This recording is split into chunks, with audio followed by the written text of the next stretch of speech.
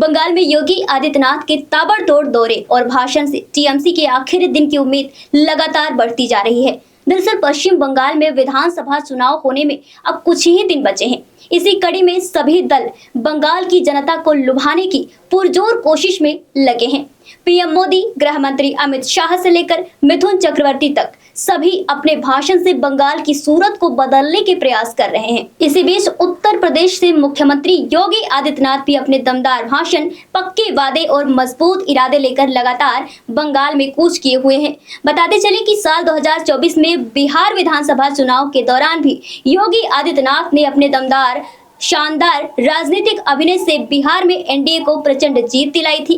गौरतलब है कि उस वक्त सत्ताधारी राष्ट्रीय लोकतांत्रिक गठबंधन ने 243 विधानसभा सीटों में 202 सीटों पर जीत हासिल कर देश भर में बखान बटोरा था।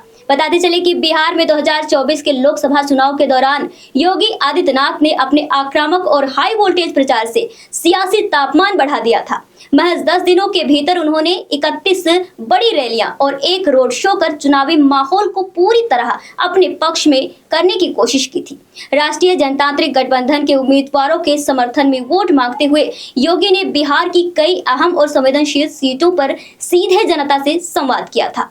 उनके इस ताबड़तोड़ प्रचार का असर नतीजों में साफ दिखाई दिया था, क्योंकि जिन सीटों पर उन्होंने प्रचार किया वहां एनडीए का स्ट्राइक रेट काफी ऊंचा रहा।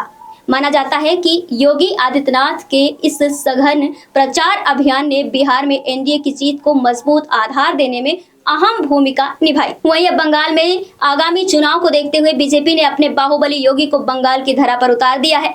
पश्चिम बंगाल में चुनावी सभा को संबोधित करते हुए उत्तर प्रदेश के योगी आदित्यनाथ ने तृणमूल कांग्रेस और उसकी प्रमुख ममता बनर्जी पर तीखा हमला बोला है। उन्होंने आरोप लगाया है कि टीएमसी मां माटी और मानुष की बात तो करती है, लेकिन जमीनी हकीकत इससे बिल्कुल अलग है। योगी ने कहा है कि बंगाल में घुसपैठ, गुंडागर्दी और भ्रष्टाचार के कारण आम नागरिकों का हक छीना जा रहा है।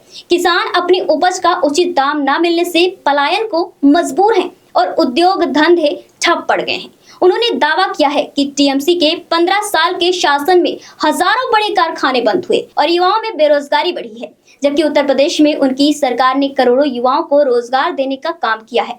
मुख्यमंत्री ने आगे आरोप लगाया कि केंद्र सरकार द्वारा भेजी गई विकास योजनाओं की राशि भी जरूरतमंदों तक नहीं पहुंच रही है, बल्कि माफिया और घुसपैठिए उसे हड़प रहे हैं।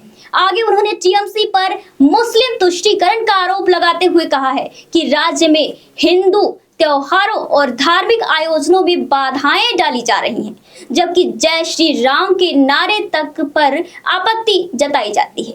उन्होंने नागरिकता संशोधन अधिनियम का जिक्र करते हुए कहा है कि ये कानून पड़ोसी देशों से प्रताड़ित होकर आए हिंदू, जैन और सिख समुदाय को नागरिकता और अधिकार देने के लिए बनाया गया है, लेकिन विपक्षी दलों ने इसका विरोध कर डाला है।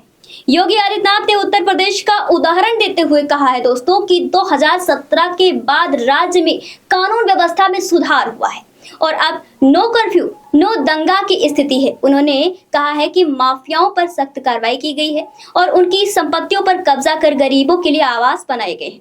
साथ ही उन्होंने बंगाल की जनता से अपील की कि वह राज्य में भी डबल इंजन सरकार लाए, जिससे विकास और सुरक्षा सुनिश्चित हो सके।